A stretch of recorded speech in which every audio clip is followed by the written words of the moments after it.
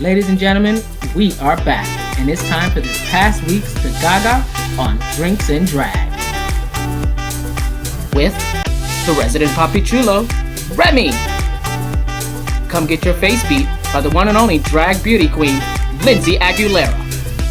And the one and only troublemaker himself, Kris Avalon. So grab a drink and come on in, because the lounge is open 24/7.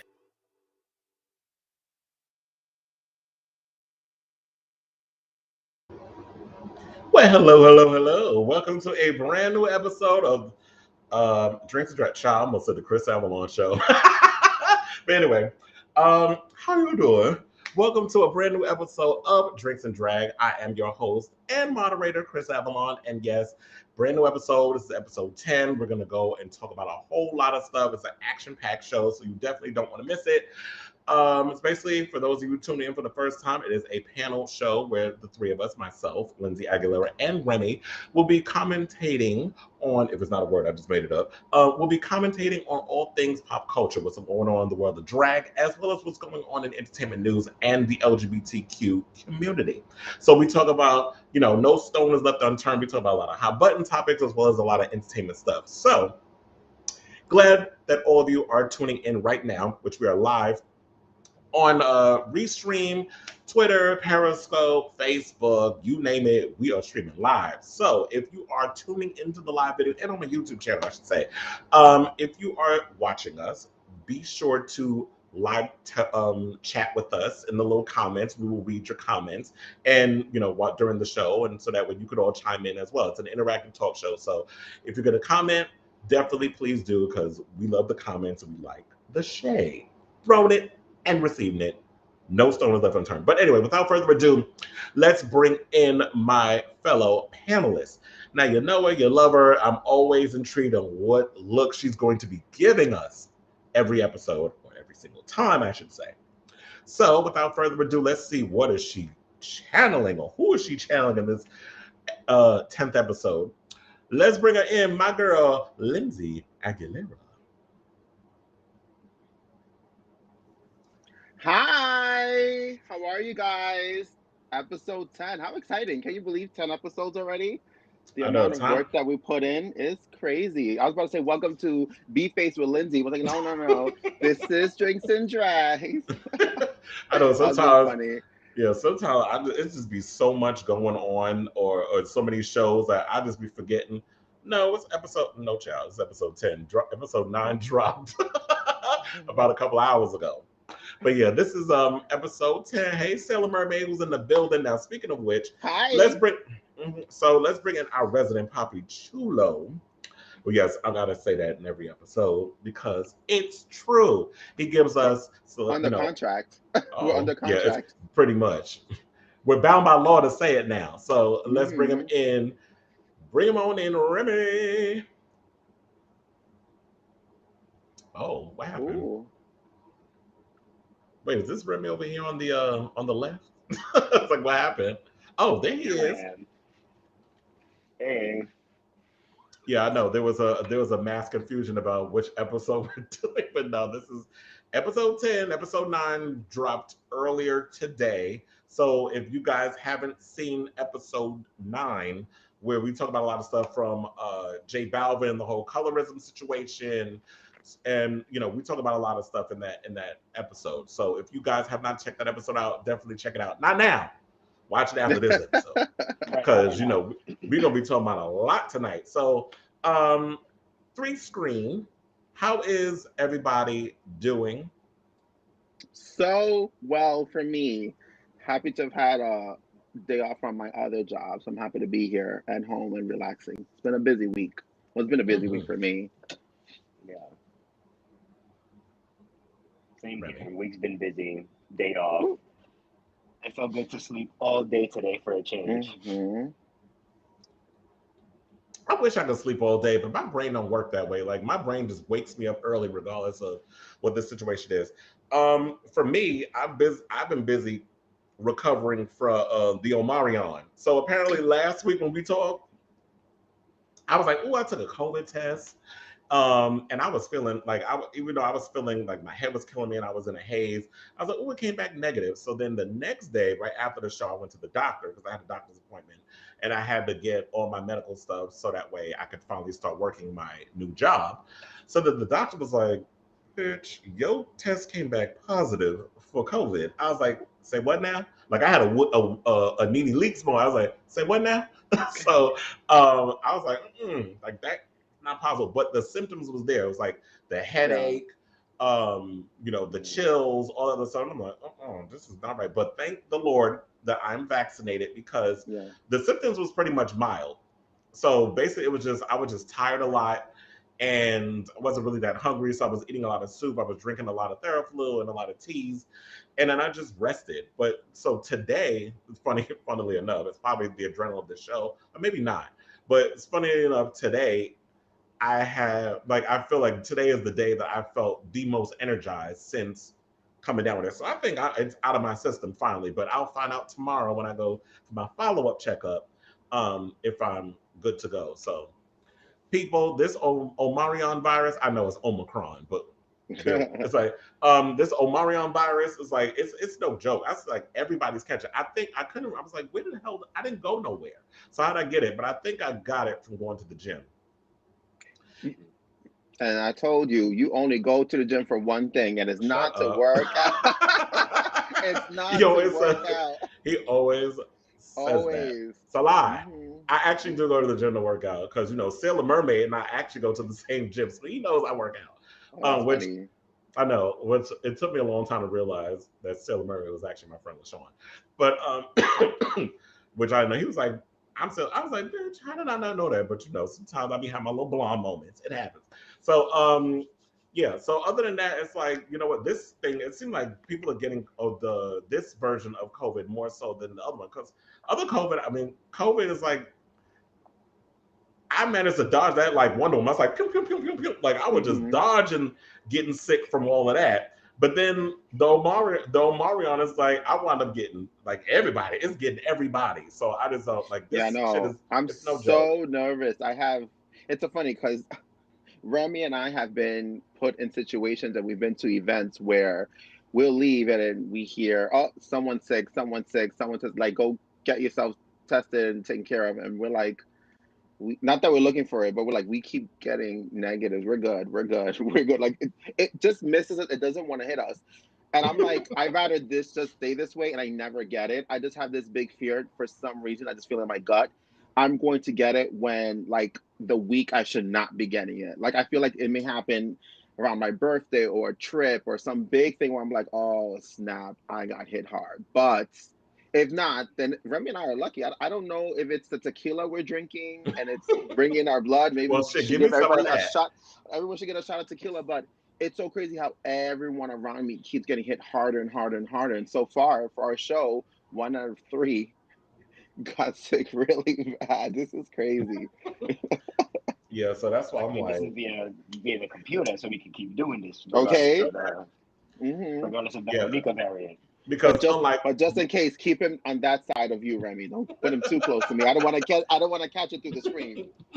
Yeah, that's why I was like, that we can distance this. Oh, we are beyond social distance. We like miles away from each other. But that's why it's funny because it's like I'm in Harlem, Remy's in Brooklyn, and then you're in the Europe. city. Mm-hmm. You said in Europe. I'm in Europe. I mean, I'm in Milan. Well, the area in which you live kind of does look a little European, so we'll go with that. But it's funny how like with this whole virus thing, I just can't wait for this whole thing to be over. So I do like the idea that we could still do this via Zoom and everything. And look, even if I was sick as a dog, I still am making it work because unlike Wendy Williams, I could show up for my shifts when I need to. Speaking of Wendy Williams, she's gonna be one of the topics that we're gonna be talking about later because this latest tea about Wendy and what led up to her being hospitalized when she was doing the Zoom episodes. I gagged when I found out some more tea that the blogs are not talking about. So I got a theory. So we're gonna talk about that. We got tea on Britney Spears' sister, wait. and that Good Morning America interview that she did. Britney has something to say. So we got Britney's comment where she went on her Instagram and posted a whole thing about it. We're going to talk about that. Also, we got a lot of stuff to talk about in regards of like Gia Gunn apparently paved the way for all trans people to be on television, apparently. So this was news to me. She was the first one to throw the brick at Stonewall. You know, she created Pose. She created Paris is Burning. She was there, you know, when Pepper LaBeouf Asia was walking balls, you know. Apparently, Gia Gunn that. We have, and then also we got some Pussycat Dolls tea. But if we tend to go over, we'll probably push that into the next episode.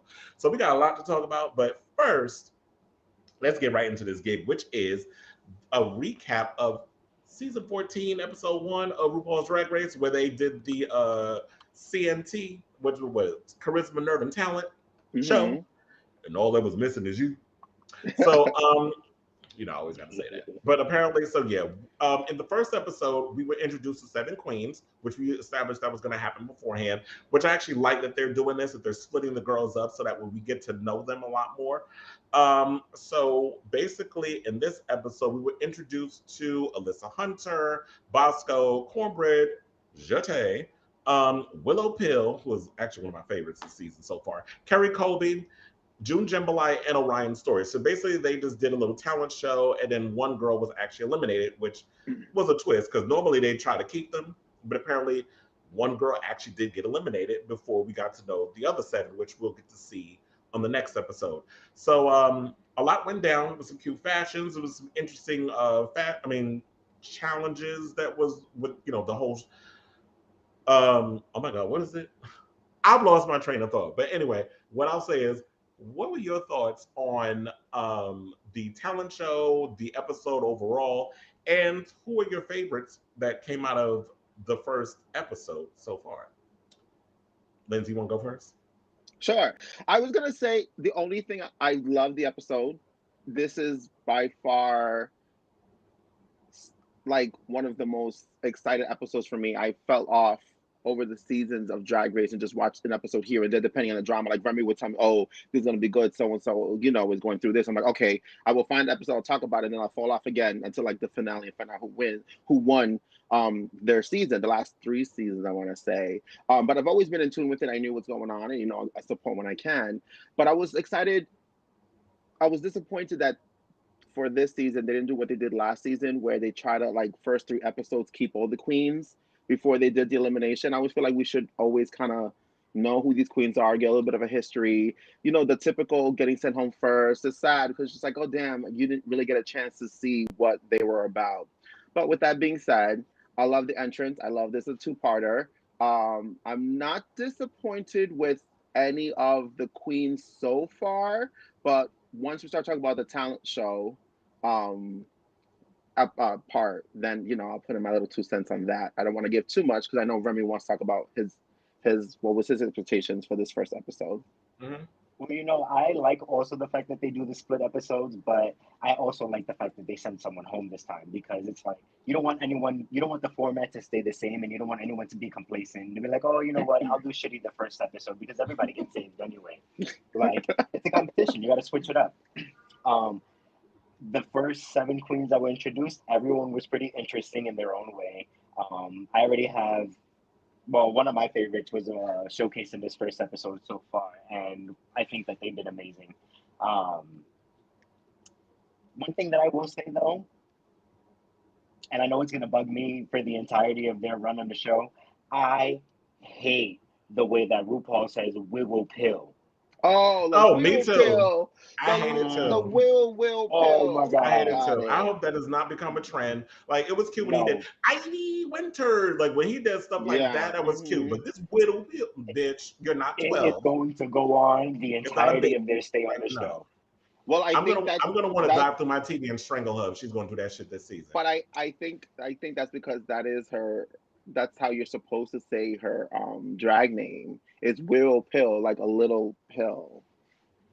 I really do. So I know it's annoying. I know it's annoying. I'm gonna get annoyed. And I'm not gonna lie. I think by next episode, I'm like, okay, yeah, got it, RuPaul. But he's gonna do it. He's gonna do it nonetheless. If there's anything that Willow Pill is showcased in this first episode, it shows that she might be around for a while, because she is pretty good at drag and what she does. So if I have to hear that for 6, 7, 8 episodes, that is going to drive me insane. But overall, I thought, like Lindsay said, I think the first episode was pretty good. Like, I thought it was great. The talent show was pretty good. The looks were good. What did you think about everything, Kris? Yeah, we're gonna break down all the other stuff right after I give my opinion. Okay, so I have to say this episode was the most fun and more engaged that I've seen RuPaul in a long time. He seemed to be very much into what was going on. Like, he seemed to be aware and alert. Like, to me, it just felt past episodes felt a little serious. This one felt a little more lighthearted and fun. I thought this was a good, strong 7 that we got to interact with. I'm not entirely. I didn't when I watched when we were talking about before the show that they showed the new 10 minutes of tomorrow's episode. I kind of didn't get that strong vibe from these other girls. I felt like we already saw the strong 7 coming in. It'll be interesting to see how all these other queens come in when we watch the full episode and then they all interact. Willow is one of my faves. I like her. Cornbread, of course, is one of my favorites, but she basically served. We're going to break down all the performances and stuff in a second, but overall, I liked it. I actually felt RuPaul was very much engaged when she was judging rather than usual, then relying on everybody around her. I definitely loved Lizzo as a guest judge. She seemed to be having a good time and enjoying being there and very engaged. And I liked how she was very interactive with the queens and how she was cracking jokes, because a lot of times you get celebrities on the show, they don't know how to kind of like do that banter that they do when they do the runway. She had some pretty good ones that it felt like she threw in. As far as the talent show and stuff goes, there were some moments that I liked. There were some moments I didn't like, and we'll break all that down in a second. But overall, I actually was thoroughly entertained by this episode, and I hope that dynamic carries throughout the show. Damn, what was the other thing? I know you were saying before as well. What? That RuPaul is just like milking everybody for the drama. He's like, tell us how you're feeling. Yeah, that trauma. It was like you could see, and then once they started, it's just like the Grinch smirk comes out, where his smile comes up and curls. It's like, oh, RuPaul is soaking this up right now. Of course he is. Yeah. So I thoroughly enjoyed. I enjoyed this season, and I'm looking forward to seeing what. I mean, I'm hoping that there's going to be some interesting challenges that they have coming up with, because I do agree that they do need to switch things up. I wasn't bothered. So I guess I'm leaning more on what Remy was saying. I like the idea that, okay, 7 queens, one of them got chopped. So having them stretching it out like they did last season, I think that was probably because of the whole COVID situation, and they were trying to milk it for what it was. I don't mind the fact that, okay, they chopped one queen in the episode, and now, so 12 girls are going to be coming together, and then the other 2, you just have to get to know them when you watch the episode. So, and we'll talk about who got eliminated in a second. But for the most part, yeah, I like the episode, and I'm hoping that tomorrow's episode will be just as strong. I mean, they got Alicia Keys as a judge, so we'll see if she can bring it like Lizzo. I love Remy, like the way that in the promo for the next episode that they were screaming at the fact that it was Alicia Keys, I was just like, that's a little much. I like Alicia Keys, but she's not like, oh my God. Yeah, they gave her the Alyssa Edwards thing where they had her in behind the screen, I mean behind the 2-way mirror. So, okay, so now as far as the CNT talent show, what were your favorite and least favorite performances? Cornbread, favorite. Funny character, personality. I love the little metal circular things on her jean shorts. She was cute. She was humping it. She was doing it. I'm here for it. Willow Pill. At first, I was like, "What the is going on here?" And then the toaster came up, and I was like, "Oh, I see now where she was going with it." And then when she dived in, I kind of gave me a little bit of like a Lady Gaga type of feel when she took everything off and just had the bathing suit, and then dived into the top. I thought it was good, but I was still left so confused. Like, what was this? Like, what did I just see? But do you think her entrance look was so like toned down because she was trying to like play it up like she was weak? Yeah, I really do think that. I think it was all a strategic move of hers. She definitely threw the girls comfy Comfy couture is what Cornbread said she And looked like. and they were trying to shade her for it, but I'm like, but wait a minute. Look, Dita Ritz and Juju B walked so Miss Willow Pill could run, with the whole mall, mama Yes. mall look. Mm-hmm. And I know like a lot of people didn't want to kind of give that credit, but yeah, Dita Ritz was doing all of that long before Willow Pill was doing it. And I didn't mind, I mean, I was kind of thrown off from it, but look, I guess, let's respect not us, but in general, let's respect other people's aspect of drag. If people just want to come in a damn t-shirt, a skirt, and them little rubber flip-flops or whatever the hell them shits were, if that's her drag, that's her drag. Too bad. Remy, who were your favorites? So Willow Pill as well. Like you said, I was watching and I was like, what the fuck is going on? And then it hit me as, like you said, as everything started to unveil.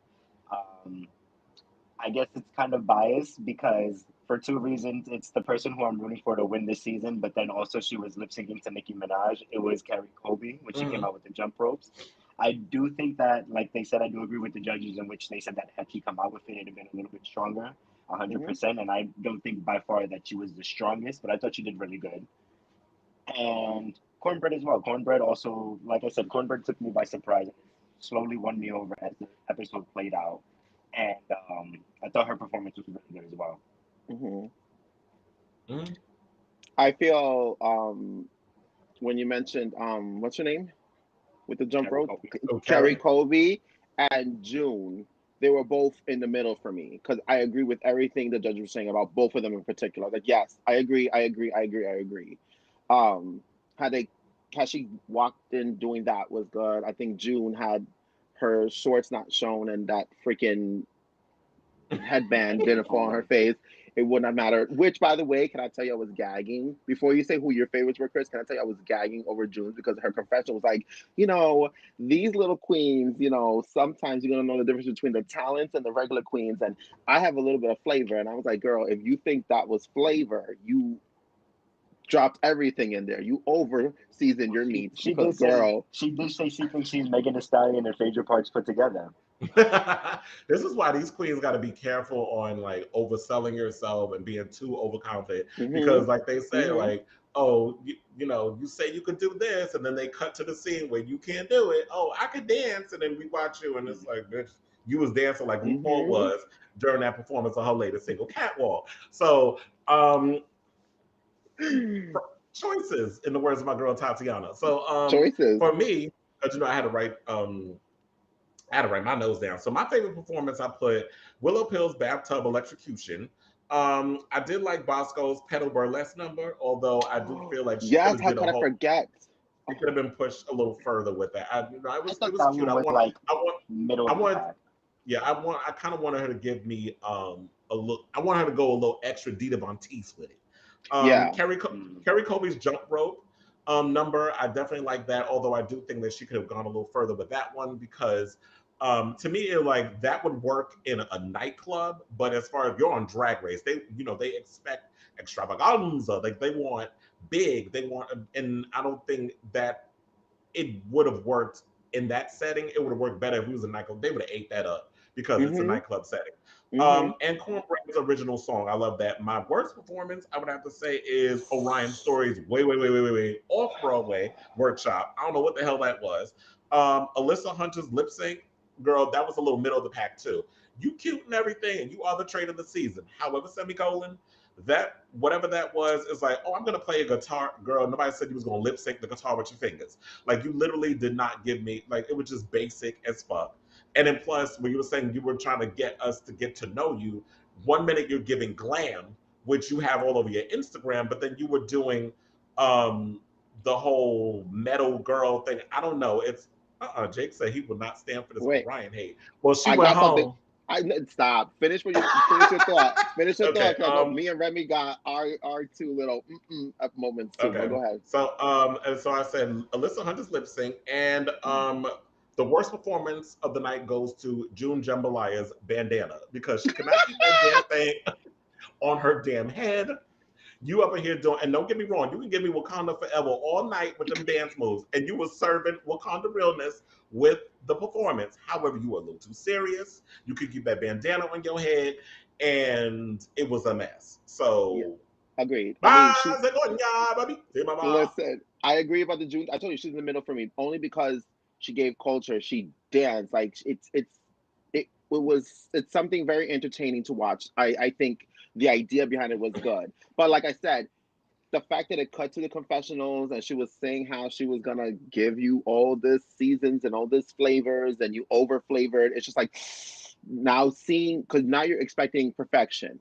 I think had she not said that and be like, oh, I'm gonna do something that's very inspiring, very cultured, very this, I would have been like, oh, this is great, this is great, this is great. But then you have that damn bandana every time. Like at one point you have to stop just to fix and continue on dancing. Then you had your freaking Skims brown nude shorts showing everywhere. I'm like, I thought, is that a Nike short? Is that a Skims short? What is going on here? I said, girl, you should have just wore your regular pantyhose. What are you that doing? Part. Yeah, those were not flattering whatsoever. And then who's the one that got sent home? Or Orion. Orion. Can I tell you? I told you this from the beginning. I think I said it when we did the extravaganza last week. He's cute to me. As a boy, he's cute. I think if he didn't paint his eyebrows and didn't shave the sides of his head. Oh, you talking about Orion? Orion. Oh, he's a little cutie for me. And I superbly love his aesthetic and his look. You can tell he puts stuff together. And here's my thing is, not every queen is going to have couture sewing skills. And what he is putting together looks very, listen, I'm not a good sewer. I feel like that's something I could do. And it looks very like, but I was here for it. But I was disappointed with that performance because I'm like, what the fuck is this? You talking about the COVID-19 top that he wore on the runway? Yes, I was here for it. Because it literally looked like the coronavirus was all over his sweater. Yes, the combo, as they called it. I was like, hey, don't do that, because I would have put combos too. But like he was picking cotton. But yeah, that's how you pick cotton. But the talent, I was like, I didn't get. I feel, I'm gonna tell you, this is my opinion. I feel he had a really funny skit. He had something to show and prove, but the minute he aired, it just went blank, and he was just going with it. And you can tell in my head, I feel like he was trying to say, okay, 30 more seconds and it's over. I don't care. I just want to get it over with. I really think he messed up whatever he was rehearsing. He was in the bottom for me. And then right after that, unfortunately, I love me so far, what I've seen. I love me, listen. I thought he was going to give me realness, like that sass and that attitude. I mean, only the first episode, so we don't know yet. But that's what I thought. He's very welcoming. He was very nice, and the way he's talking with other queens, and he doesn't talk highly of himself. He talks about his accomplishments, and he talks about them, about how hard he's worked and how he's happy his place and where he's at, especially in Puerto Rico and winning his Continental and all this other stuff. And I was just like, okay, I'm feeling you. But unfortunately, after Orion, I'm gonna say it right, Orion, Alyssa is last because it was not a talent that you gave. What you gave is what we see every queen do at any bar. You lip sync to a song. So you didn't play the guitar, which you said. I mean, if you was playing the guitar, it would have been different. That would have been the talent. Or had you brought the magic. Like every one of these people brought something, whether it was an act and it was done terribly, a dance, your own music, the jump rope, everyone brought something. So let me ask you Alyssa didn't bring anything. So let me ask you this. Do you think that Alyssa should have been in the bottom instead of one of the other girls? And if you had a choice, who would you swap her out with? Would you swap her out with June, or would you swap her out with Orion? No. I would say no, because her looks were on point, period. I go by your performance and look. And if it's one or the other, then it's like, okay, what's going on here? June also as well, I didn't care for her runway look as well. Her runway look was not it for me. And I'm like, yeah, it looked like it was ill-fitted. Like she didn't try it on before she came to the show. Like it looked like it was, and then I didn't get the long shit on the arms, and she had to rip it off at one point when she was lip syncing. It was it was a distraction for me. So the runway look was a mess, and her performance, while it was good, it was the bandana and everything got in the way, and I think she got tripped up a bit. So I do agree. I think the bottom two was the right choice. And Remy, who was your bottom two for the talent show? I think it was the same. It was Orion and June. I think that Alyssa's look did save her, but at the same time, I'm surprised because I feel like that exact look that she did has been done before in a different season, like the same exact thing, the same hat, the same umbrella and everything. And I want to say it was, and I could be wrong, but I want to say it was like Aquaria or someone did a look that was like very similar. I'll have to backtrack and then we'll revisit this next week. Why do I feel like I did my homework. Maybe why I feel like also maybe Ben. Somebody. Because that was Somebody. Yeah. Wait, what? Like I said, I'll do my Her look, her the runway look look. Alyssa had. But like I said, I'll do my homework and I'll come back with the answers the next episode, the next week. I was gonna say, speaking of looks, who was y'all favorite and least favorite looks of the night? Because I don't think we talked the fashions. Okay. So let's strictly do the runway, right? Because that's at the end of the night, that's what you gave. The runway. I definitely like Alyssa's look. I like that little. She looks like she's about to hop on the Titanic. I said, "Here, I'm here for it. Come here, come through, Alyssa. Come through, Alyssa. Come through, Alyssa. Come through. I'm here for it." Believe it or not, I really, really. Although a lot of people didn't like it, didn't get it. When I was like hearing people like during the blogs, when I was like doing some more research on it, a lot of people didn't like Willow's look. I lived for it. I was here for it, like giving the leather legs and the leather hands. She basically I haven't liked the frog gloves. Yeah, I was here for it, and that although Lizzo was hating on them. Ponytail, yeah, well, and Miss I Selva didn't think it was horrible, but I thought it was middle of the pack. I didn't think it was the best look. I don't know if this is just me being biased again, but I thought Carrie looked the best. With all the shades and her lion fur and her boots. Was she beautiful. And I thought the KKK joke was hilarious, though. Yeah, but yeah, that was hilarious. But she gave I'm glad you got more than 3 Ks on that drink. Can I just say, unpopular opinion so far, because from what it seems, the collective has agreed on this. I don't think Alyssa's that cute. I don't think that she's the trade of the season necessarily. Then again, I still haven't seen the other 7 people, but I'm just like, right. I think she would. I feel that she is a trade for the group, the first 7. Maybe after the next one's gonna change, but for this group in particular, I seen everyone else, no shade, out of drag. He gave the trade, and he gave like out of everyone in that group. Someone valuable, I guess. Yeah, I don't think he is like no shade. He's a cute man and a beautiful queen, but not my type, so I don't think he's hot. Like I didn't think he was hot, and so I'm like, ooh, okay. Like I didn't have to do 3 looks. But I'm like, okay, I got it. But in that group, he definitely gave trade. But those were the best looks. Wait, who was your best look, Kris? My best looks were Alyssa Hunter's My Fair Lady look. We have Bosco's Dita Von Teese meets Maleficent look. I was definitely living for her look. You know, I like the horns on the boobs and on the head. I did love Kerry Colby's K-dress. And I actually liked Cornbread's Thunderdome look, even though I do think there should have been something added extra as far as like on the head.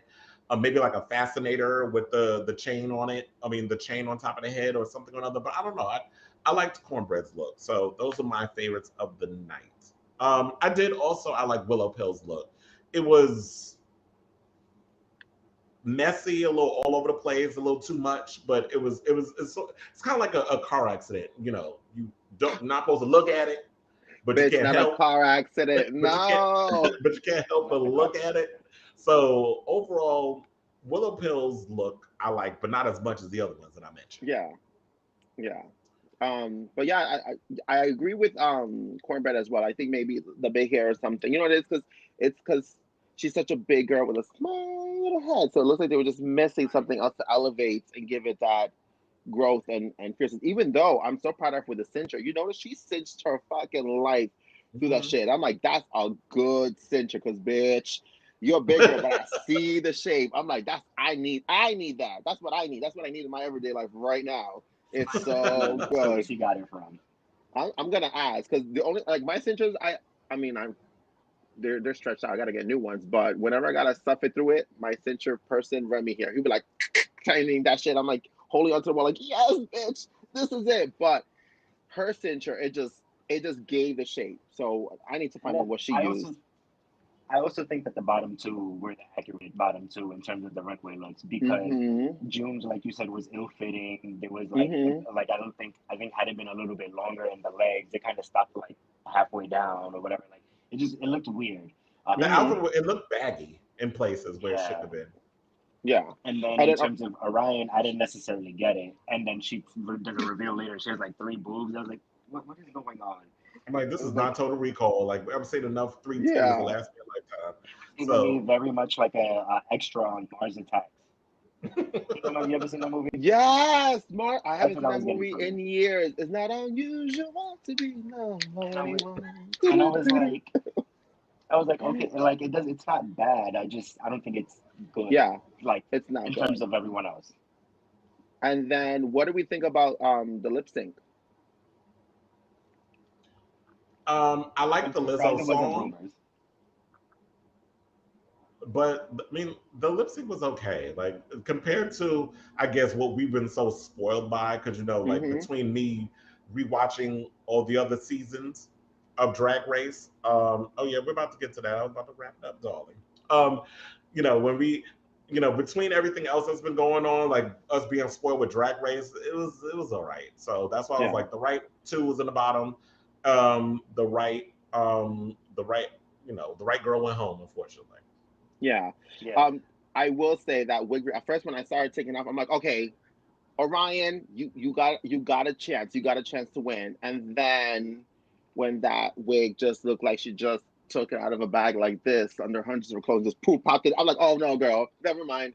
Never mind. Hmm. I like you enough, but you just lost. So I can't argue. You lost. June, be on your P's and Q's, girl, because you came here thinking you was giving that. And girl, so far you're not giving anything. You're not giving it. You're just not giving it.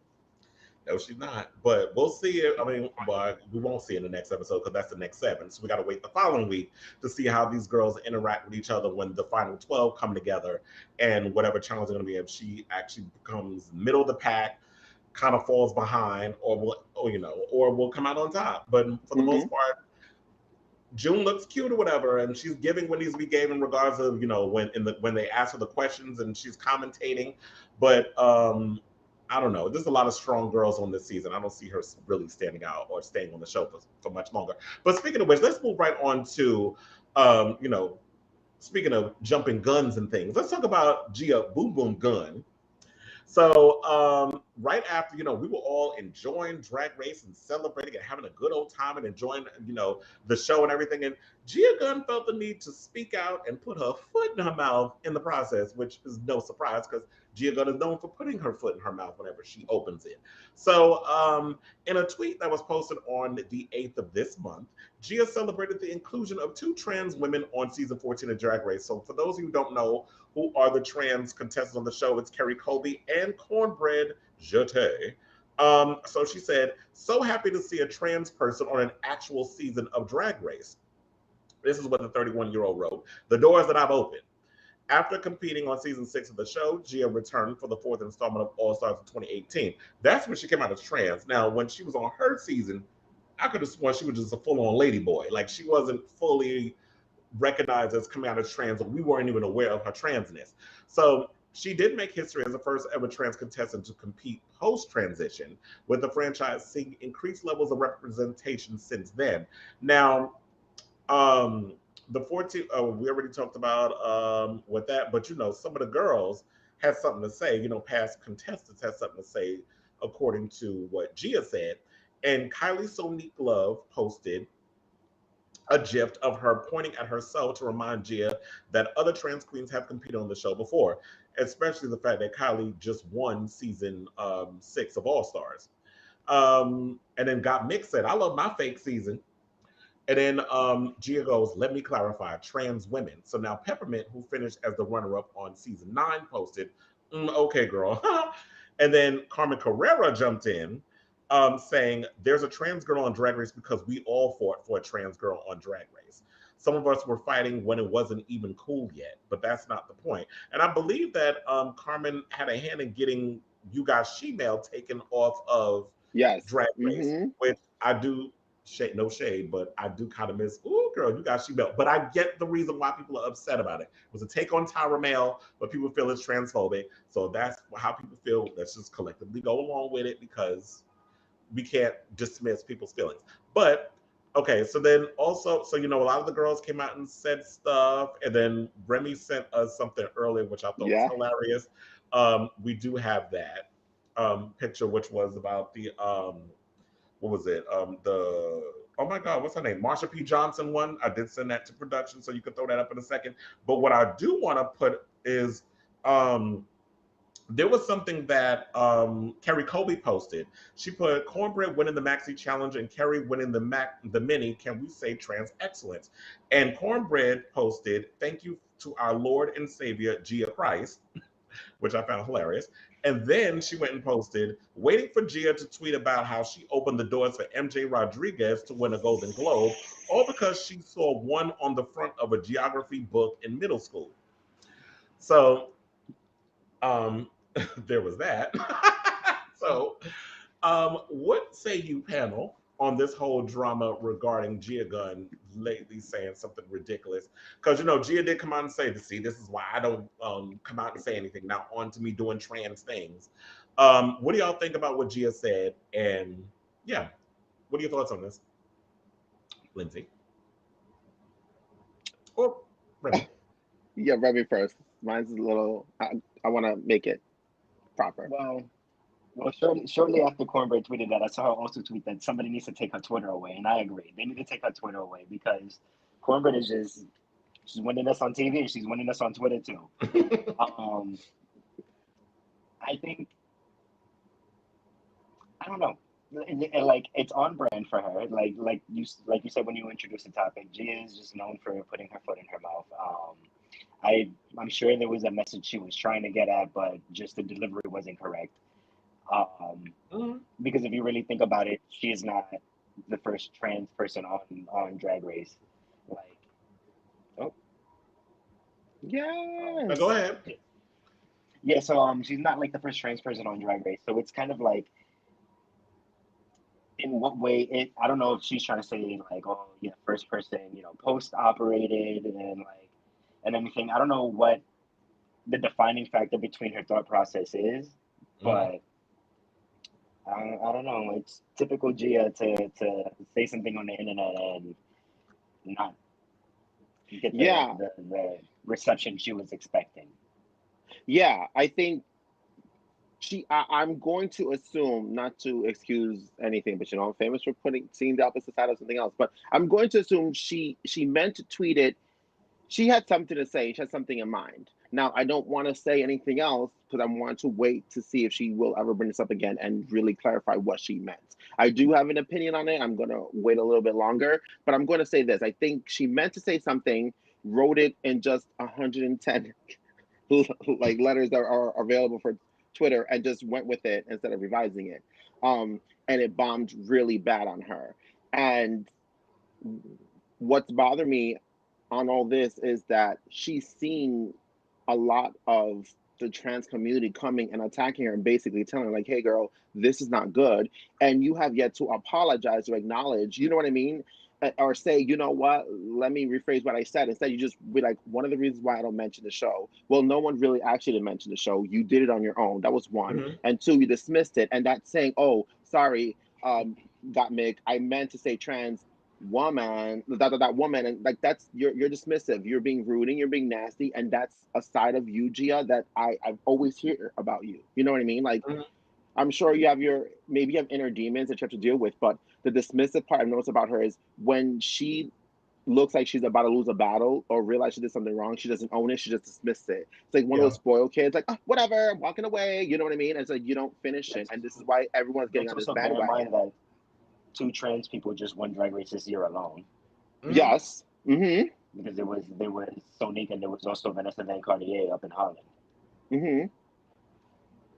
So, and the history of it though, like we mentioned so many people. Do they get talked about a lot? No, maybe now, especially with Sonique winning and everyone else coming on board, maybe there'll be more conversations about that. But it's also very disappointing with Gia, like, the climate that you're in right now, and the stigma the trans community has right now. You behaving this way looks really bad, hands down. Like, you should be more supportive. You should be more respectful with listen to what people have to say, acknowledge, apologize, and say what you mean. Instead of dismissing and carrying your own life, you're making it far more worse for everyone else, Exactly. And I was about to mention that. People seem to forget that there were people on the show who were pioneers in coming out as trans long before Gia was. I mean, Gia never came out as trans on the show. She competed on All Stars as a trans woman. When she was on her season of Drag Race, she was, like I said, a lady boy. Yeah, you were giving fish and everything else, but for the most part, you were still, as we knew, a boy, a gay boy who was doing drag. Um, the first person I would say that came out on the show was Kylie Sonique Love, because she, on her season, which was season 2, she came out as trans on the episode. Same thing with Monica Beverly Hills on her season of Drag Race. And we've had girls who have come out as trans since then. You know, Kenya Michaels came out after. You had little Kenya Carrera came Michaels. out She's after. so cute. Yeah, but even though we look at, like, when you look back now, it's like, okay, we could have seen that Kenya was a full-on woman.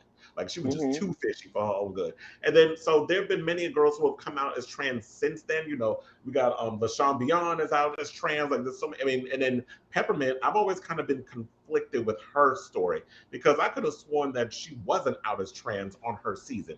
That she didn't come out until, like, when the season was done, and then she was doing like the post interviews and stuff. I believe she came out as trans, but she didn't come out as trans on her season. I mean, I could be wrong, but I don't recall. She didn't come out as trans. She was going through the process during the season, right? She did, but it was until like mid-season in which she actually said the words, "Oh yeah, I'm trans." It wasn't until like probably like 8 episodes in when she mentioned it. But it was being promoted, and you didn't hear talk about it until like halfway through the season. There we go. Yeah, so for the most part, it's like, you know, trans people have always existed in the world of drag. Trans people have, whether Ru wants to admit it or not, or we even have realized it, but trans people have competed on the show, have been a part of the zeitgeist of drag in general and Drag Race. So for Gia to say that she paved ways and opened doors, it's inaccurate.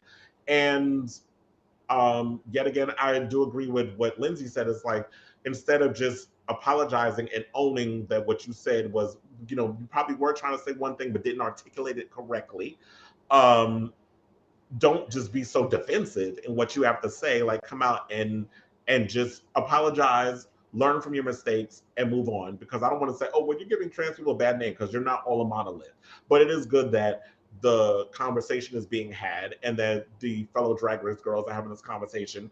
And, you know, it is what it is. So we'll keep abreast of this story as it continues to develop, because I'm sure it's going to keep happening and going on and on. And a lot of people are going to be debating a lot of stuff that's been going on with this season, including a lot of, you know, what's going on with, we got 2 trans girls competing this season. You know, Maddie Morphosis being on the show as a heterosexual male competing. So I'm sure a lot of people are going to have something to say when they see him make his debut on tomorrow's show. So it'll be interesting how all that turns out. Now, moving right along, let's talk about Michelle Visage. So she has responded to criticism that there is too much RuPaul's Drag Race on TV, arguing that the show blazed that trail for other queer artists and LGBTQ content. The US show, which is now in its 14th season, and while there have been 6 series of All Stars and 3 series of Drag Race UK, and the first transnational edition of the show, RuPaul's Drag Race UK versus the World is set to debut next month.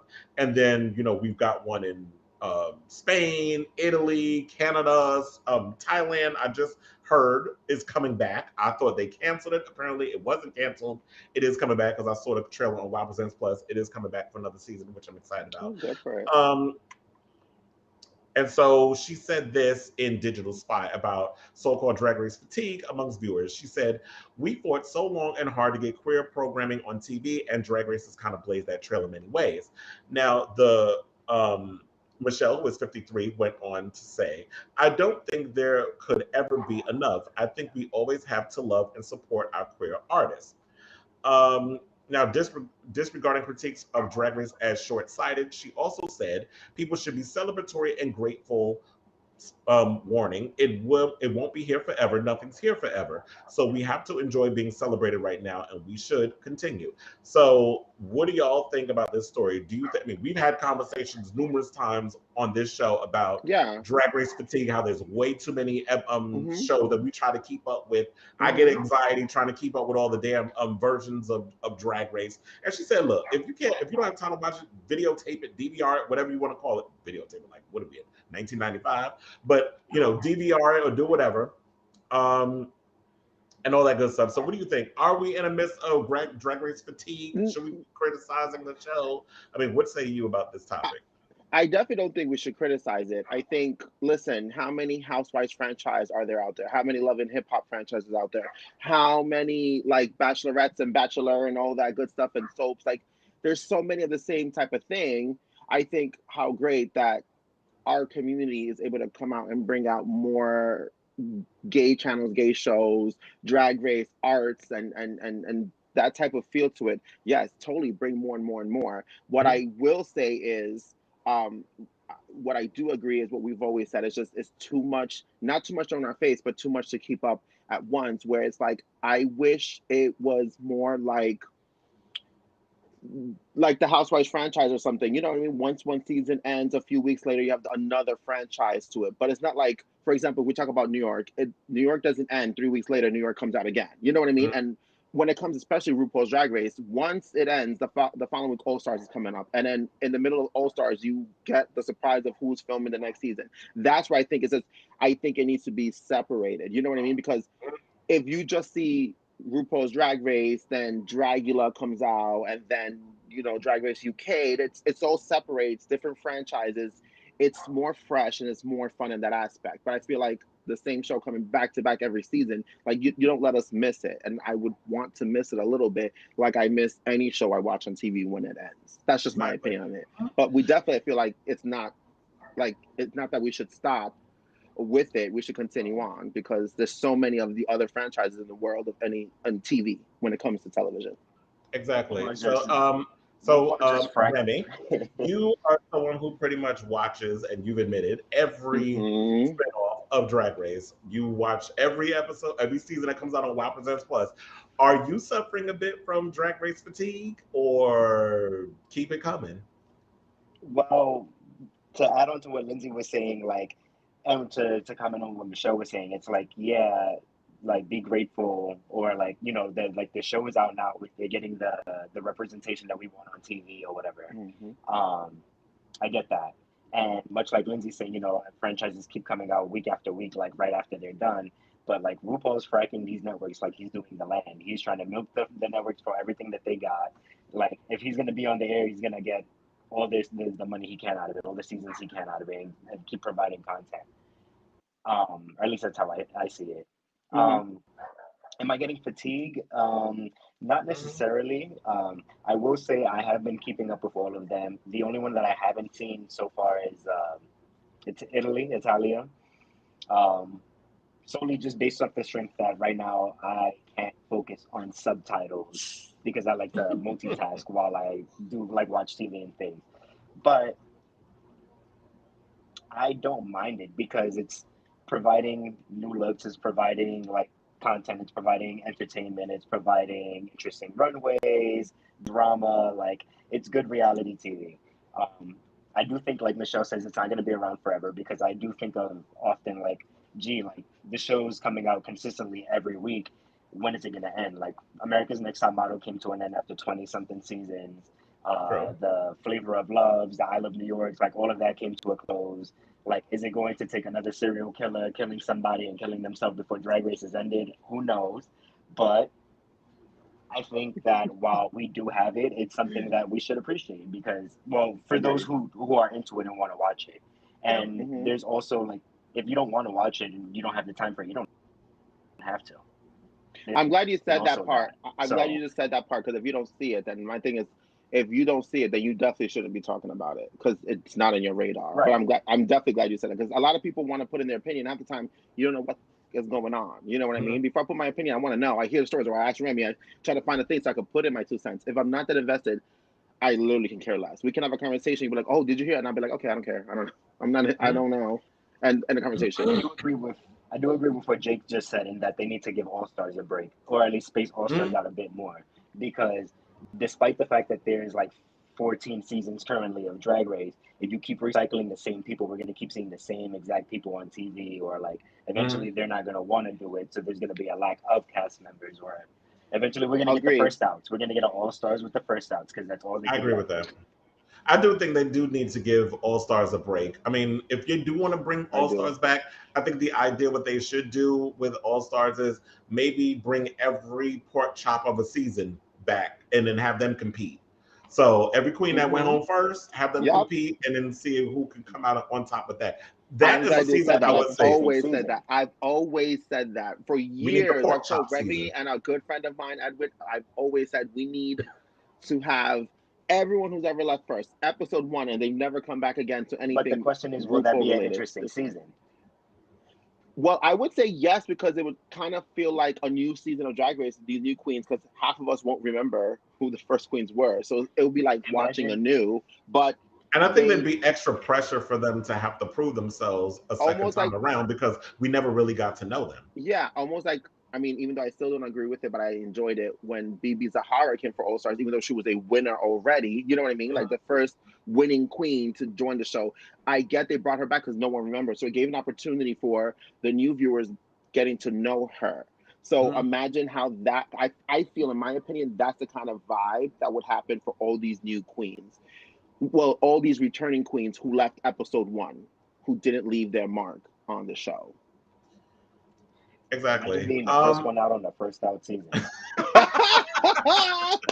know that would be one just quit. Yeah, that would be the worst. Like, again? At that point, just quit. Yeah, nobody wants to be the first one to go home. But yeah, I pretty much agree with what everybody was saying. But here's the thing. It's like, okay, so I don't mind that much the different iterations of Drag Race. My only thing is when they do the shows that, and I've said this before, like when you go to different countries, I think the format has to fit the country and what their culture and their ideas and stuff are.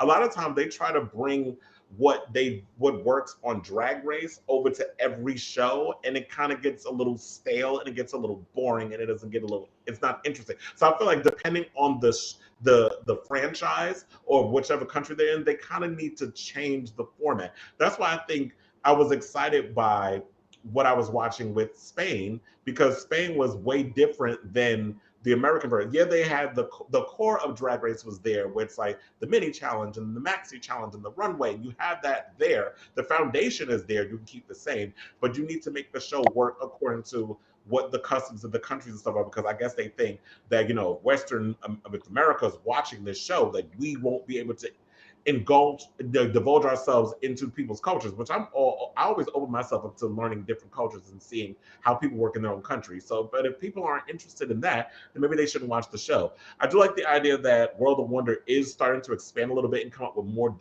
ideas in regards of queer content. So, and when I saw the preview of what shows they're coming up with on Wow Presents Plus, I am liking that. I do believe that, yes, RuPaul's Drag Race has opened the door so much more queer content. I would like to see more competition shows featuring LGBT people, not necessarily drag, or maybe different aspects of drag, but not necessarily just Drag Race being the end-all, be-all of what drag is, or being the only representation. That's why I like that we have Dragula, and we have we have Queen of the Universe and so many other different shows. I like to see different versions. I got some ideas. I'm not spilling it on YouTube because I don't need people who are lurking, stealing my ideas. So for the most part, I would like to see more shows that show representation of us. Look, we even said, let's see a gay bachelor. I would love to see a version of that.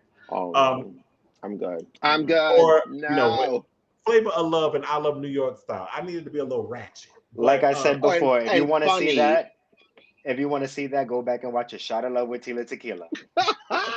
It's exactly. You've always said bisexual. But yeah, for the most part, it's like, you know what, it's funny how, like, this was the conversation that we've been having for the longest, and I'm glad that Michelle gave her opinion on it. And yeah, this topic is going to go on and on in a month. We have who is going to be the queens, the 9 queens, as they said, that are going to be competing. But we do know who's going to be judging, or the guest celebrity judges that's going to be on there. So Bridgerton star Jonathan Bailey, Little Mix singer Jade Thirlwall, Spice Girls legend Melanie C, Our Girls star, who I think just had a birthday not too long ago, or this week, Our Girls star Michelle Keegan. I think she's almost she's like 48 or 49, she's just pushing 50. BBC Radio 1 presenter Clara Amfo, comedian, and this country star Daisy Mae Cooper. Now, besides Melanie C, I ain't all that impressed by this group. Oh, Look, and I love me some Jade Thirlwall. oh yeah, I do. Well, I do like Little Mix. Let me not be shady. But oh, and model and TV personality Katie Price is going to be on there. She's going to be, I think, doing Snatch Game, and she's famous for what Miss Bimini did with her on Snatch Game. So that should be cute or whatever. Speaking of which, I would love to see Bimini on UK versus the World. I would love to see her compete on that. Who knows? So, oh yeah, I did. Oh, Sailor Mermaid. Yes, there was a show that they did with an escort looking for love. That was Finding Prince Charming over on Logo, but that show was terrible. So yeah, so there's that. So thoughts really quickly on this judging panel, because I'm not that impressed. Look, like with most international seasons, I don't be knowing who half the fucking judges be anyway. I don't be knowing damn near half of them. I'm glad to see Mel C. I'm glad that they added another Spice Girls. They got 4 out of 5 now on different franchises. So only a matter of time to Victoria's. Yeah, Mel B did Drag Race. She did. I think she was the first one. She did it. Yeah, she did it before. She was the first one. UK. Jerry did UK. Baby Spice did UK. I think she did UK twice. And now Mel C. So maybe one day Victoria will be a little bit available. Maybe she'll fit them into her schedule. Since her fashion empire is apparently going under, she might be running back to these girls sooner than we actually think. Because this thing gonna need what I will say is hopefully she's available. So when she is, I will be here with open arms and open eyes because I will be watching. Until then, she'll be protecting her energy. Jade Thirlwall, I'm excited to see her. Loved her on Drag Race when she did it in UK too. Iconic moment where she's like, "That's so upsetting." I use that gif all the time. I repeat it at work. Every time something happens, I'll be like, "That's so upsetting."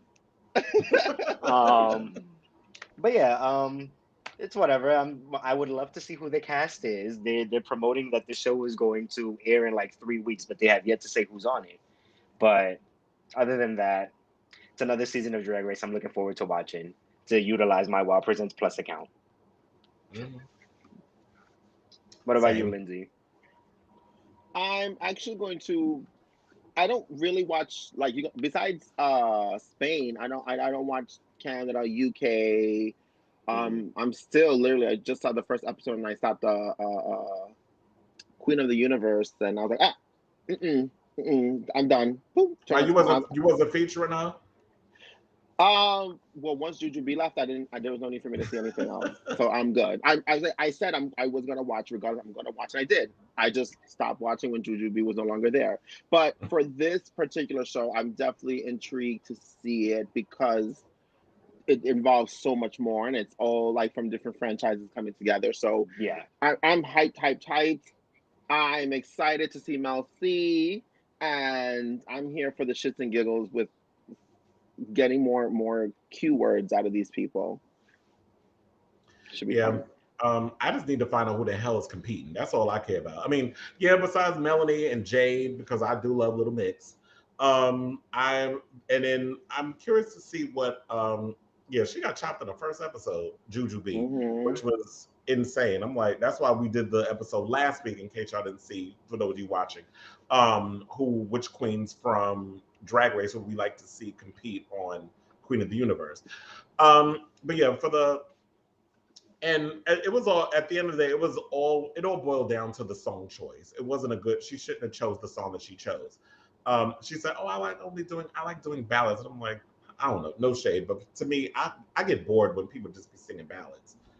I mean, her music is usually ballads, but that's never mind. I'm sounding like a favorite, like I'm favorite. I don't know. I'm a sucker for an upbeat track, but for the most part, I'm excited to see who's competing. I think I'll get more excited with that part. As Remy said earlier, it's like I have no idea who half these damn judges are when they come on these shows anyway, and it's not always about the judges for me. It's always about who's competing, what the challenges are, and focusing on those girls rather than some big name that's got to be sitting on the panel. Because a lot of times we get these big names and a lot of them don't give what needs to be gave. So, Shaka Khan. Oh, well, she was probably on drugs, like she always is, but allegedly. But I'm like, speaking speaking of messes, let's talk about Jamie Lynn Spears in this recent interview that she did on Good Morning America, which should not have happened to begin with. I don't I'm understand why ready. GMA overhyped this damn thing. And what was that white ass suit she was wearing? First of all, it looked like she that was the manager's suit. Because word on the curb, and Lindsay sent me this, and I already knew it. And I was trying to wait for today to drop this tea. Ooh. But this bitch thinks she's slick. So she Mhm. went and did this interview out of the manager's house. That Britney don't want to have nothing. The business manager don't Britney have nothing to Mhm. do with her. This bitch did this interview out loud. So she was dropping little subliminals by trying to act like she was so damn innocent in the whole Mhm. situation. And we're gonna get to what Britney had to say about her tight ass sister Mhm. in a minute. But the fans dragged Little Miss Sunshine over the internet. Oh, and Yep. speaking of which, did y'all hear that her book has placed number 41 on the regular charts, but she's Mhm. doing well on the Christian charts, like it was number one. Of So course. the Christian Mhm. inspirational people is buying it, eating up this book Mhm. like Mhm. it's the latest chicken from KFC, that chicken, which I Yeah. heard is nasty, by the way. But anyway, let me get to the context of It's everything. So Brittany's sibling, younger sibling, is in the media trying to act like she's so damn innocent, everything, saying she tried to help in her sister's conservatorship, and the Britney fans are reading her fulfilled. Now, the younger Spears sat down for GMA yesterday to promote her new book that nobody's going to read, Things I Shouldn't Have Said, and was asked how she felt when Britney's 13-year conservatorship finally ended, saying, I was happy. First of all, I don't understand when it was put into place. I was 17 years old. I was about to have a baby. So I didn't understand what was happening, nor was I focused on that. I was focused on the fact that I was a 17-year-old about to have a baby. I understand just as little about it then as I do now. But mind you, wasn't she in charge of the finances and stuff with this She is, Britney? and she's still signed in documentation. So yeah, this is so mind blowing. I was so looking for. It's so funny because I literally called Kris yesterday morning, like 8 a.m. Like, hey, FYI, I'm at work, but wake up and watch this because I know it's gonna be some mess. And it did not disappoint. Not that it was worth the interview at all, because it was just a waste of an interview. But I Mm-hmm. love how they aligned to get into Britney. What I found it, this interview to be so like shady and disgusting and so disappointing because like you finished saying the lady who interviewed her was questioning her and asking herself and basically said like, do you care and stuff like this, and she's like, of course I do, but she was saying, I was 17 at the time having a kid. I don't feel bad because I know 14-year-olds around me who was having kids when I was in junior high. I know a lot of Mm-hmm. young mothers here solo who are not rich and famous and living in mansions and have an iconic sister. So you're not too down in your life. I know a lot of women out here right now who are 20 plus living in shelters trying to find apartments with their one kid and still making it work. So don't let's give me bear the let's bear in mind let's bear in mind that she was 17 years old and pregnant, but she was making Zoe 101 coins and she had money. It's not one like she thousand was in like percent. poverty or anything and she had like a real One struggle. thousand percent. Yep. And so my Continue. thing is like, no, I'm glad. No, yeah, because that is the point of it. Like, I am not taking away everyone's experience and life and stress is different. But my thing is, you're going to compare that you were 17 years old having a kid with Zoe 101 money, holding on your diamond flip phone, thinking you was that girl, and not be concerned with your sister. Another thing that she said that really disappointed me, and I was like, was when, and we brought this up, Kris, when she was saying, you know, it's my sister and she had to go through it. I can't just lead her, like I can't help her all the way. She has to at least help herself through the door, whatever. I was But like, how bitch, could she though when she thank was you. under a I conservatorship? I looked at him like, bitch, it's not Like, like she's bitch, this it's you are not Morpheus and she is not Neo. You can't show her the door and she can walk through it. It's like thank you. she literally had no control over her life.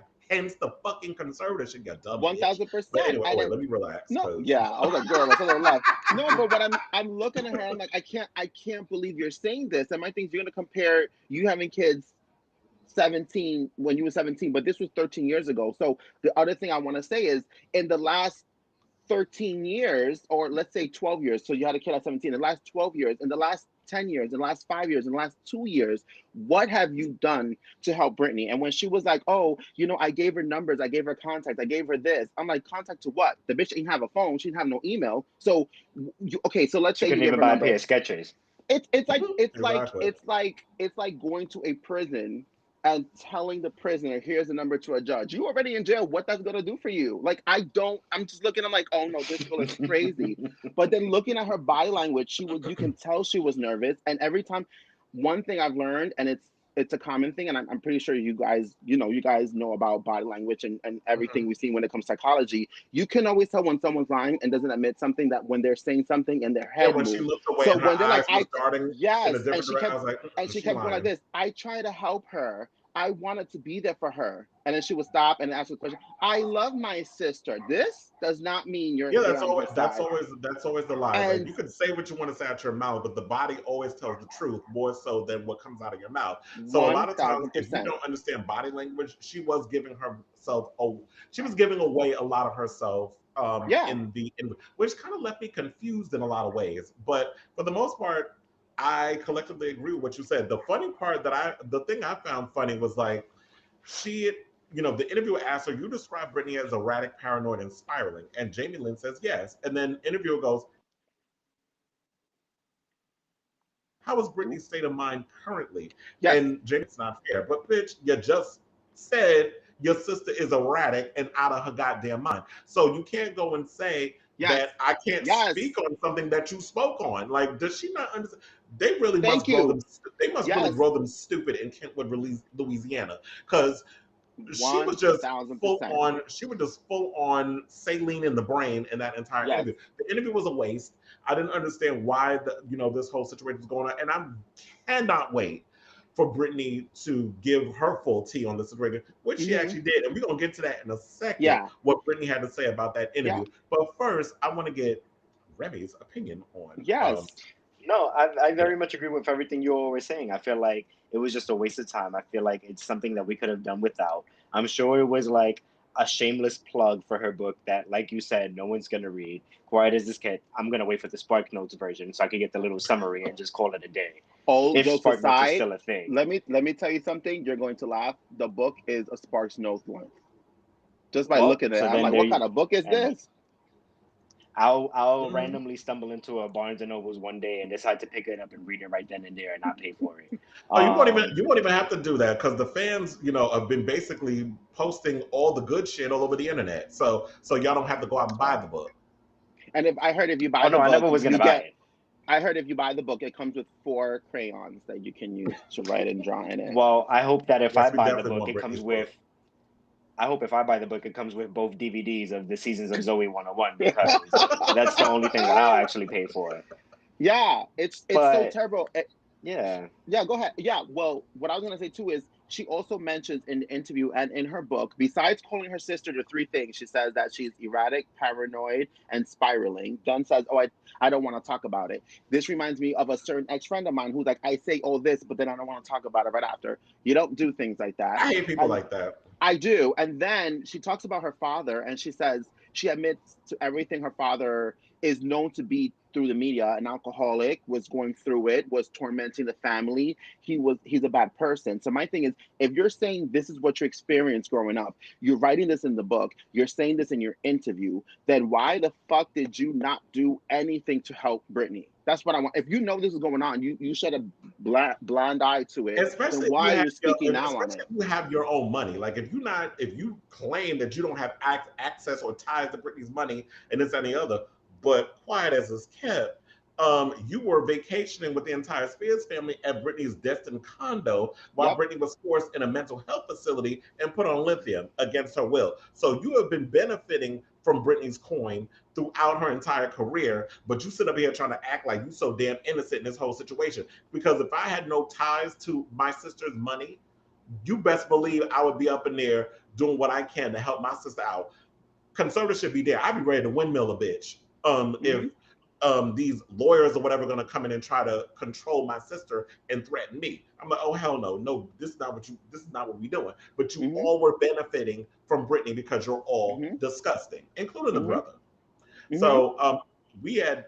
I wouldn't be surprised if the PR person was just like, don't say anything about Britney, talk about the book, call it a day, and just call it and like that. Like I wouldn't be surprised. But that's the only reason why she got the interview, because we don't care about you. We only want to hear from Britney, because Britney, while she has been treated like crap, by the media and stuff, which Britney did say in her post, and I'm gonna get to in a minute. People do give a damn about Britney. The media tries to act like they don't care about her, that they exploit her, this, that, and the other, but you do care about what Britney's doing. So I just don't understand. Yeah, and then also now she's like, when they asked, I love the question. I was expecting a different answer, but she's so shysty and crazy. When they asked, like, why release the book and why did you do it now, right when Britney is free? She's like, oh, because, now I feel like I'm free to speak on it and able to speak on my life. And I'm thinking to my head, bitch, you was not in no conservatorship. You could have been spoke about your own life years ago, this whole time. And the fact that she said, I didn't know what she was in then and now, I find it hard to believe, because if the fans were very privy to what's going on in the last year and a half, which is what made the Britney movement, there's no way in hell you didn't know. There's just no way in hell. It just shows the lies and where you at, and it's just such a shady move. It's just she still a looks shady the same. move. I'll tell you that much, she looks the same. Yeah, stupid. Wait, who looks the same? Jamie Lynn? Yeah, she does look the same. Really? Because her head looks like it got longer as she got older. Well, I don't know. That may be, but when she was younger, she was way cuter than she is now, in my opinion. No, I think she's cute. And right y'all now. don't need to call Chris Hansen. I don't like children like that, but I'm saying she was much more attractive when she was younger than she is now. No, I think she's so pretty right now. I think she looks the same. Speaking her truth right now, and she's going to do extremely well right now. Mm-hmm. Okay. And honestly, a mirror image of Britney. Mm-hmm. Well, like young Britney. Well, I should say, speaking of Britney, Britney says that she did watch Jamie Lynn's Good Morning America interview while running a 104 fever. Spears went on to explain the two things that did bother her about the interview. She says, she was never around me much 15 years ago at that time. So why are they even talking about that unless she wants to sell a book at my expense? Now, Spears then addressed another lingering issue between the sisters, Jamie Lynn's remixing of one of Britney's songs at the 2017 Radio Disney Music Awards without her sister's permission, for which Britney subsequently dubbed her a mean ass, saying, I know it may sound like a silly thing to most people, but I wrote a lot of songs and my sister was the baby. Spears' statement today continued, she never had to work for anything. Everything was always given to her. She also went on to say, I do remember asking my sister why she did that when she knew I was waiting to change my show. And her only words were, well, it wasn't my idea. Hope your book does well, Jamie Lynn. So Spears also went on to continue, but see, I always was the bigger person. They all got to do it and play me, and I always sat there and took it. So yes, they did ruin my dreams. My family ruined my dreams 100 billion% and try to make me look like the crazy one. My family loves to put me down or hurt me always, so I'm disgusted with them. She also finished by saying, lesson learned from all this, don't trust people or anyone. Make your cats and dogs your family and take care of your own damn self. So she had a lot to say, and if you want to read the rest of this, you can definitely check out my Instagram stories. I also posted on my Facebook. It's a long, basically, she had a lot to say. She was talking about, how she was sick during the same situation. Yes. So what are your thoughts on what Britney had to say in regards to her sister? Remy? Like you said, if she wasn't around, you shouldn't even open your damn mouth. You're just trying to push a book, and literally, that's the hidden agenda. I feel I'm an outside source looking in, and I saw that. So Britney could see that as well. They're just opportunistic. They're gonna ride her name and everything until they no longer can. I do agree with Britney. Befriend your cats and dogs too. Exactly, because to me, the animals are the most loyal. Like, I love my people. This is why I keep my circle of friends. I think all three of us relatively, we tend to keep our circle of friends very small. Lindsay and I have had this conversation so many times on how we keep our circles small, and Remy as well. We all keep our circles small because we can't trust these bitches out here. Everybody got ulterior motives. Everybody got intentions. I have, my kiki friends, and I got my true friends. And it's just like, you can't trust people out here because you got, look, recently, the TikTok guy whose damn boyfriend killed him over a damn video game. So it's like, and then what was it, Young Dolph, the situation with him, where it was somebody in his camp that had him killed because they wanted what he had. So it's like, you got to watch who you roll with, because you never know. People will smile in your face and act like they your friend, but they got ulterior motives behind the scenes. So, We know. so, child, We know. we're not gonna, preaching to the choir right now. We're not gonna go there. Yeah, I Mm-hmm. think for the most part, I think smart people tend to keep their things close. And you know, it's sad that family does this to you. Blood is supposed to be thicker than water, as they say, but it's like they be the main ones to fuck you, and not in a good way. 100%. Another reason why I cut off half my family too. Oh, you and me both, child. No, I keep it. I just keep it with siblings, and by siblings, it's just my sister, because I do have a brother, but he and I are like Britney and Jamie Lynn, so we'll just keep it like that in a lot of ways. And I'm Britney, obviously. So without further ado, let's just take a quick break, because we've been talking about a minute. So we're gonna take a little gay break. When we come back, we're gonna talk about this Wendy Williams story, because this shit is juicy. And we definitely need to break that down. What the tea I heard about with that story came out today. And then we're going to talk about Nicole Scherzinger's shady ass dropping the Pussycat Dolls reunion tour without telling her bandmates. So we got that and a whole lot more. So don't go away. We'll be right back with Mo, Drinks, and Drag.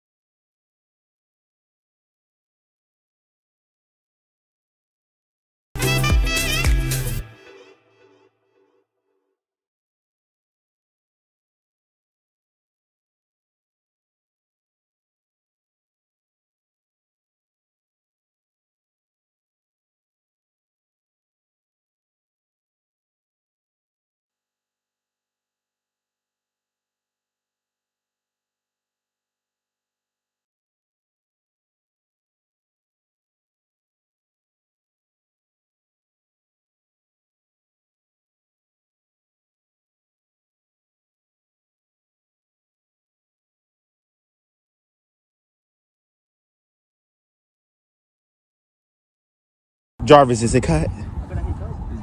Yeah. Is it cut? Is it cut? Fat, is it cut? Is it cut?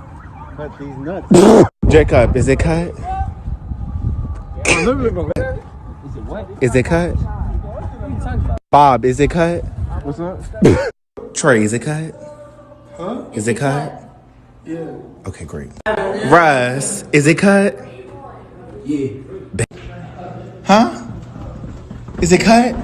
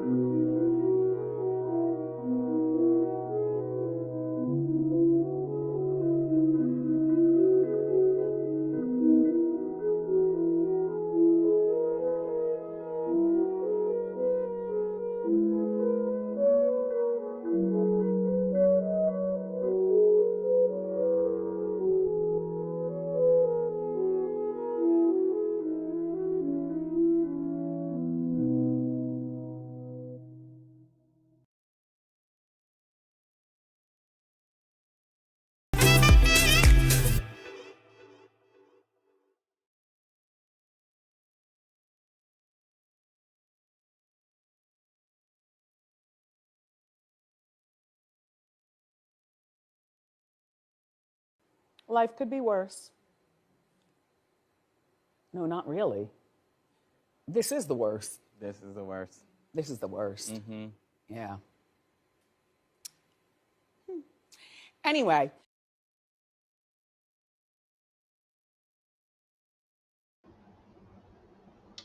Well, I have a question. Is it cut? Okay, so welcome back to the welcome back to episode 10 of Drinks and Drag. I got thrown off. I didn't even know he was back. But anyway, how you doing? Let's bring in the panel. So we can close out this show with one more topic. We're going to save the PCD episode because we're going to go a little over. But this Wendy Williams tea is so juicy. I want to get people who are watching the show live to interact with all of us and comment. But speaking of, how you doing? Let's talk about Wendy Williams. So this wasn't on the docket, but bitch, when this story came out after I put the topics together, I was like, we got to talk about it. So new allegations concerning Wendy Williams' condition is making headlines. Now, according to a new report from The Sun, 2 years ago, the talk show host displayed alarming behavior. Now, the outlet is reporting that an alarming incident took place in the early months of the pandemic when she filmed her talk show inside a $4.5 million New York City penthouse apartment. Now, according to insiders, in May of 2020, the host, or I should say 2020 in the words of Barbara Walters, the host hit a particular rough spot in her addiction issues. An alarming situation is said to have taken place at her home with a handful of people present. The site said, according to sources, Wendy's manager was summoned to her penthouse apartment after she had appeared unwell during a Zoom show taping earlier in the week. Her manager and a small group of confidants arrived to the host's home to lend support to the struggling talk show queen. According to multiple sources, Wendy had stripped naked in her room and was patting her puss while shouting verbal comments like, "You want to fuck me?" Oh, that was the alleged word. The eyewitnesses looked on in horror. One of them is not mentioned here, but I truly think that it was DJ Booth, which is why he is no longer part of the show, because, after that little incident, Wendy was in rehab and pretty much clipped people that was a part of that. And, DJ Booth was was setting up a lot of the equipment and stuff in her apartment. And, from old clips, remember when we watched the show, her and Booth was hanging out a lot. She always got fascinated watching him, having him watch her eat and that sort of thing. And I do think that she was sexually harassing him because she did it live on the air numerous times. They said the eyewitnesses looked on in horror and immediately called healthcare workers. After medical personnel arrived at the home, Wendy allegedly grew more aggressive. The host was eventually taken to the hospital where she would remain for weeks. Now, word on the curve was she also did number 1 and number 2 on herself, which is why she also had to be rushed to the hospital and was belligerent. So they said she was under the influence. The Carrie Bradshaw. That not only was she drinking, no, she didn't just pee in a. I don't think she peed in a bottle. She basically just did it up in her apartment. I'm sure they had to clean that up. But yeah, but she was under the influence. They said she was not only drinking alcohol, but there might have been some other substances. She probably did the Andy Cohen cocktail that he did last week at the New Year's situation. So yeah, this is all that's what's come out now. I truly believe that DJ Booth was involved in this in some sort of way, and he might have leaked this tea, because I know a lot of people are like, well, why is this coming out now? It's 2 years ago. But it's like, it's giving more context as to what caused this behavior to where we are right now. So why not? And look, in my opinion, if it was anybody else that this would have happened to, Wendy would have spilled this tea in her purple chair. So a turnabout is a fair game, is what I say. So what do y'all have to say about this topic? It's shocking. It's so sad. It's so shocking. Everything she's going through. It seems like every time Wendy Williams looks like she's about to win and she's on top, she stumbles back down again. It's just a recurring cycle for her. I feel like that is her karma. It's going to happen regardless.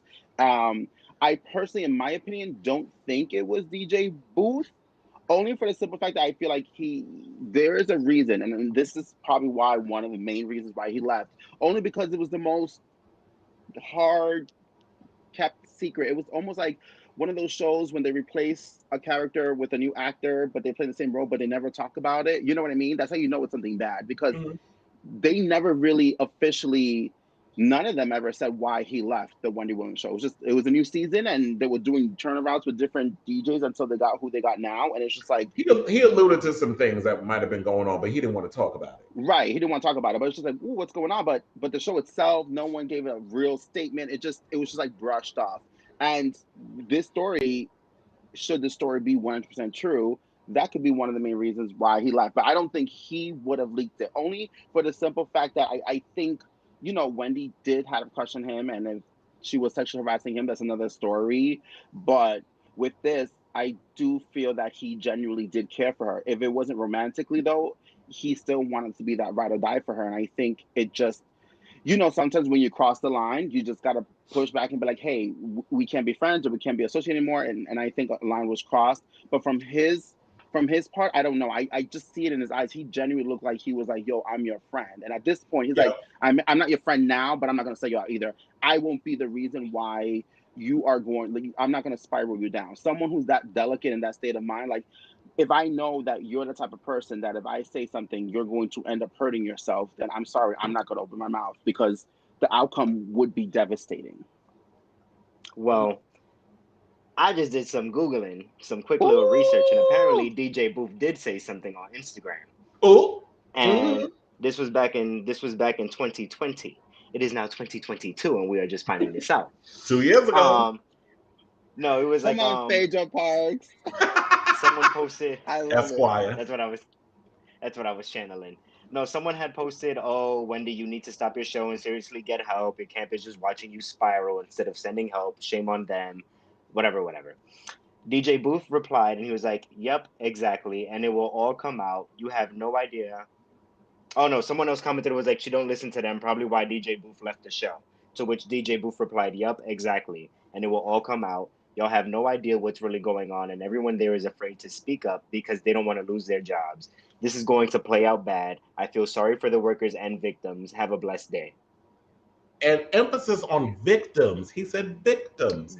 So there was some shit going on that show. Wendy, someone who is a powerful person who has a lot of money, and we all know harassment of any kind is a power move. And Wendy has kind of done things that has been deemed inappropriate on the show many a times, where she's flirted with people live on air, and she's made little suggestive comments. At one point, even tried to say that accused the brat of wanting to get with her, which rubbed me the wrong way, because I'm like, here you go, trying to make gays look like we out to try to be predators and stuff. But Wendy does play into those stereotypes at times. And this was around the time when this story came out.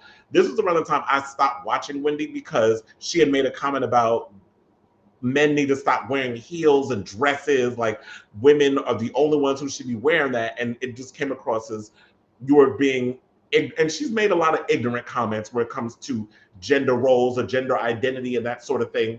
And talking about you love the gays, but you've been problematic in our community for a long time, and it comes to those certain things. And there have been things that Wendy has done on the show that has been uncomfortable. So I do believe, like Remy pointed out, and I'm glad you brought that up. You pull up that old post, because it's like, I do believe that, yes, I do think that he genuinely cared for Wendy, but she was on a downward spiral. It was the alcohol, the drugs, and so much stuff going on. With the pandemic, a lot of people getting this thing in their mind about, the pandemic makes a lot of people crazy. So there just seems to be a lot that was going on with that. And then, the husband cheating on her and getting a whole nother woman pregnant, and, stuff going on with the pandemic, and her son going off to college, and the empty nest stuff, and her mother being sick. So there's a lot that played into it at the time. And I hope that was her rock bottom that she hit to get the help that she needs.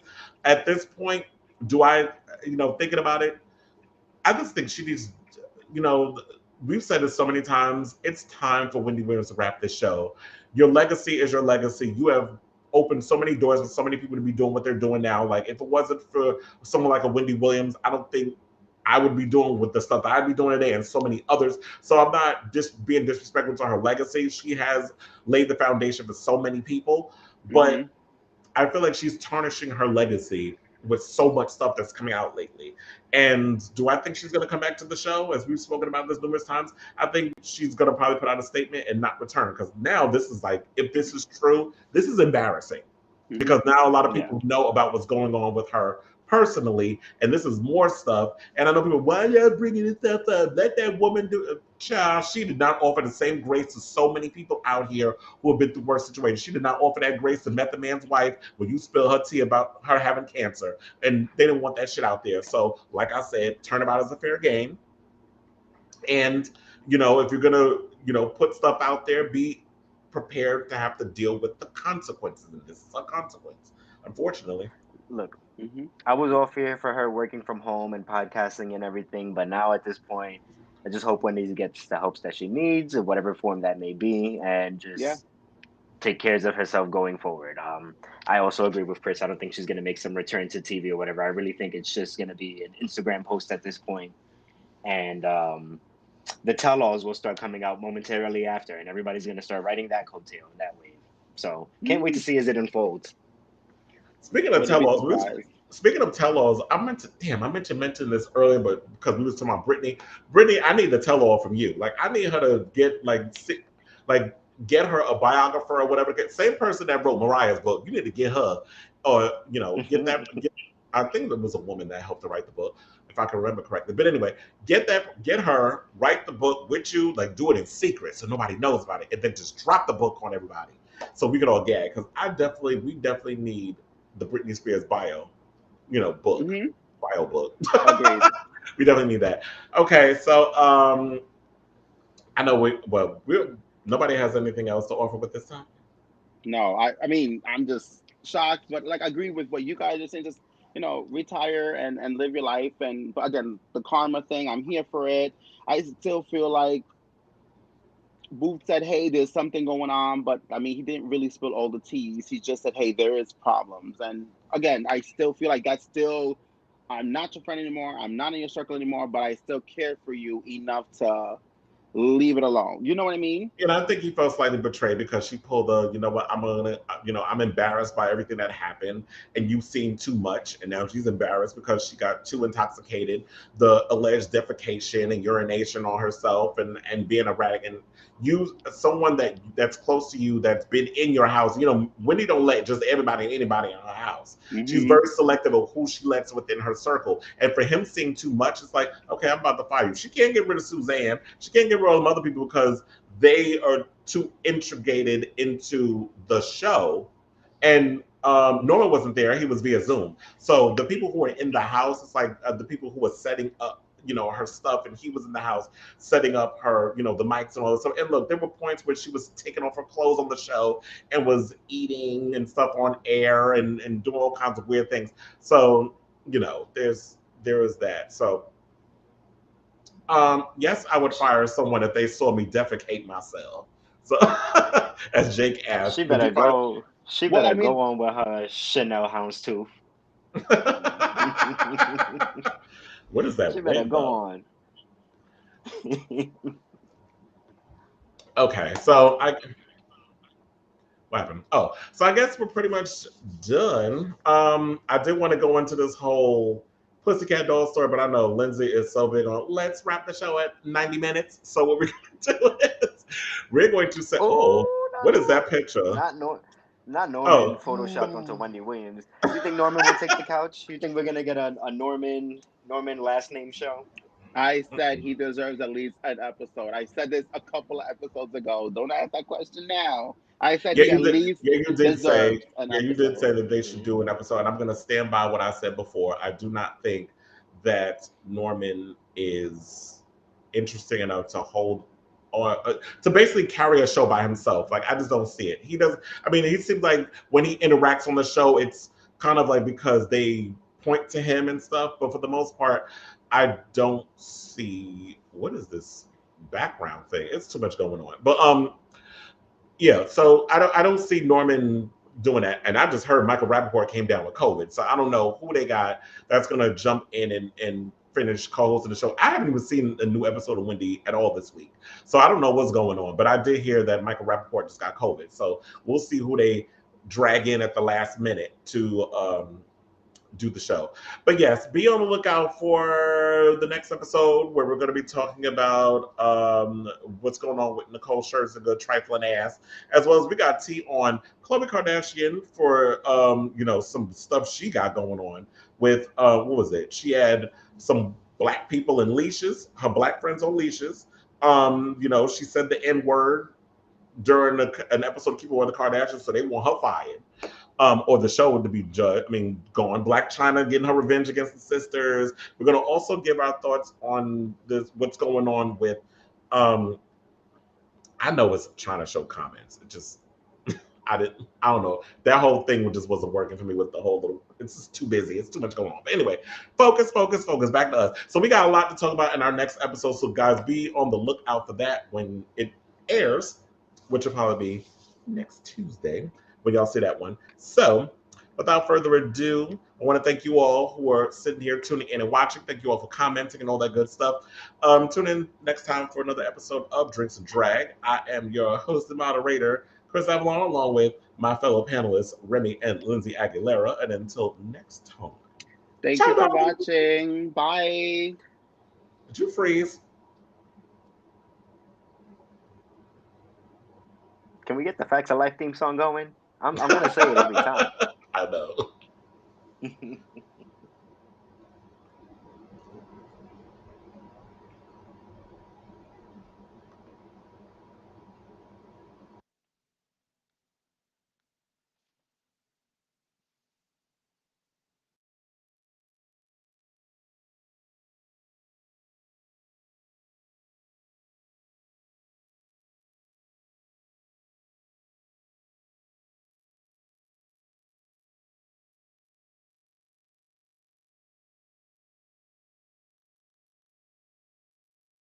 Still makes my bussy sing first soprano.